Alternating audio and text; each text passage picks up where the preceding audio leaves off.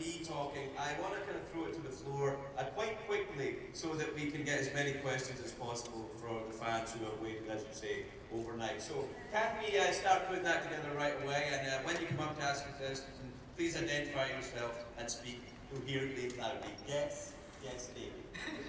So, if you do us a favor and don't ask us what's going to happen next season. Oh yeah, no, obviously there'll be no spoilers here. And also, if you do know what happens in the books and that you want to ask questions about stuff that hasn't reached that point in the series yet, grow up and don't. All right? That's right. Very good, everyone. We're all friends. We're all unsullied in a way, aren't we? I know I am. All right, sir. May I ask your name and what your question is? My name is Rick, and my question is for Mr. Martin. As the creator of this universe, I'm wondering if there's any of the many gods or deities that you most closely associate yourself with. And if I may suggest one, perhaps the many-faced god, because you killed with utter impunity. I have plenty of impunity.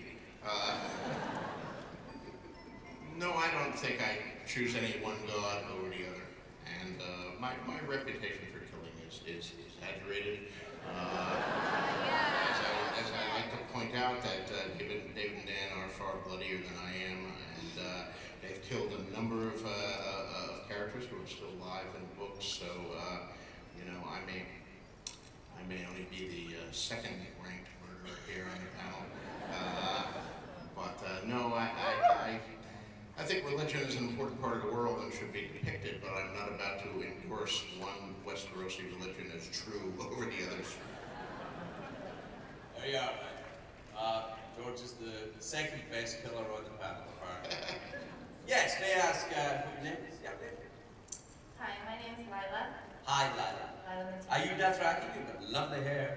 Thank you. Maybe. My question is for Kit Harington. He's got lovely hair. Even though you know nothing, Jon Snow? It's true. It's true. I wanted to ask you, what do you do to prepare for your roles on the wall, you know, before battle scenes, also in freezing cold, and just what do you do beforehand to prepare? I think with Thrones, it's weird, a lot of the work is done for you before you even get there. And I think a big part of that for me is costume. Because we have such wonderful costumes on this show that when I put it on, and it's got a certain weight to it, a certain sort of, gives a certain gravity, that I kind of, it's weird, I'm about to go back and start my first day on Monday, which is really exciting. I've got a great scene, but it's odd, I've just had my hair dyed and everything, and I get back into that costume, and it's very sort of, very grounding. That's kind of how I kind of fall into Jon Snow. It's not very exciting. And the hair products, right? Second. The hair products? Hair products, yeah, many hair products. Well, I could ask the same of John and Rose, who are north of the wall with you as well. You guys, are you working in heavy costume? Is it always that cold? That do you have to act cold in those? No, I mean we were in the northern part of Iceland for the majority of season 2 and 3, and so it was absolutely freezing. So there's very little acting involved when we were cold. But no, I mean there were times when we were shooting like -40.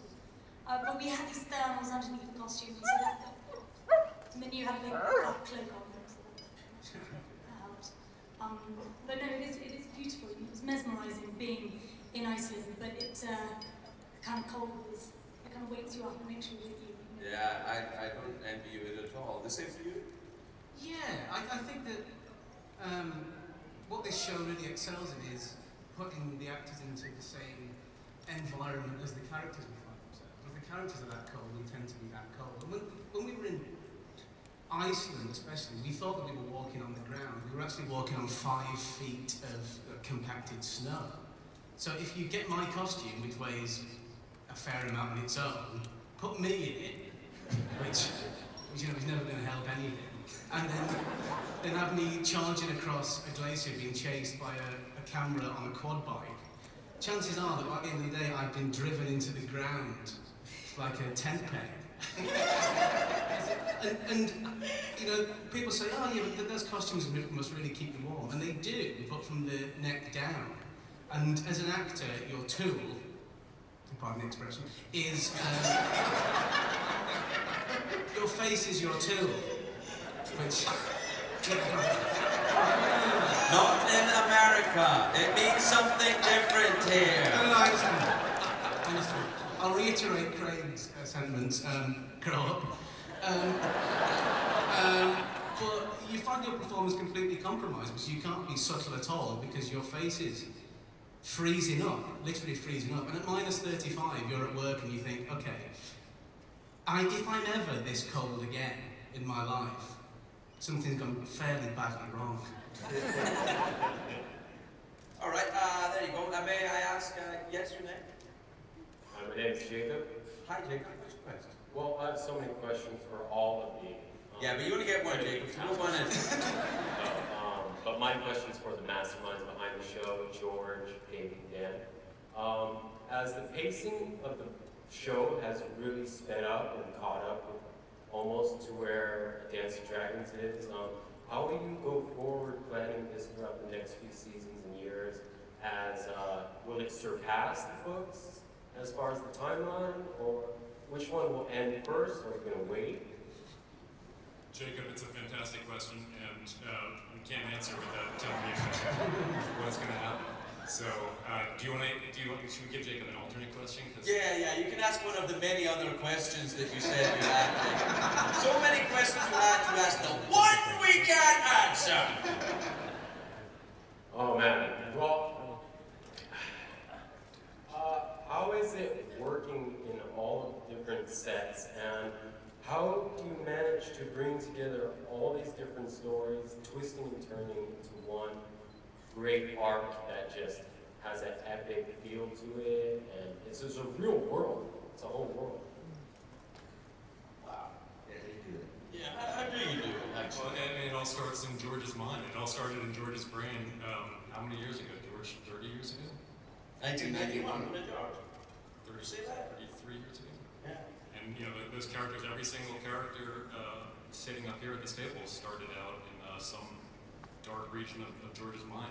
Can I ask you, George, because George, you named all the places in Westeros. Why do they all sound a little bit like artisanal cheese farms? You got King's Landing, you've got Winterfell, you've got all of them sound like they make a fairly decent cheese.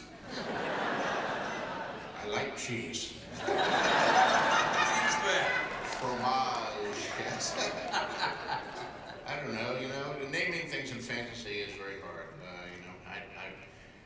Not only do we have Westeros, but we recently came out with a map book where they wanted me to draw maps of the entire world, and we have the World of Ice and Fire coming out in October, which is like importance of, I'm drawing up maps for places like thousands of miles to the east where the story will never go, and I'm just running out of names. But the Pointy Mountains, the Sharp and the Misty Mountains. No, Tolkien used the Misty Mountains.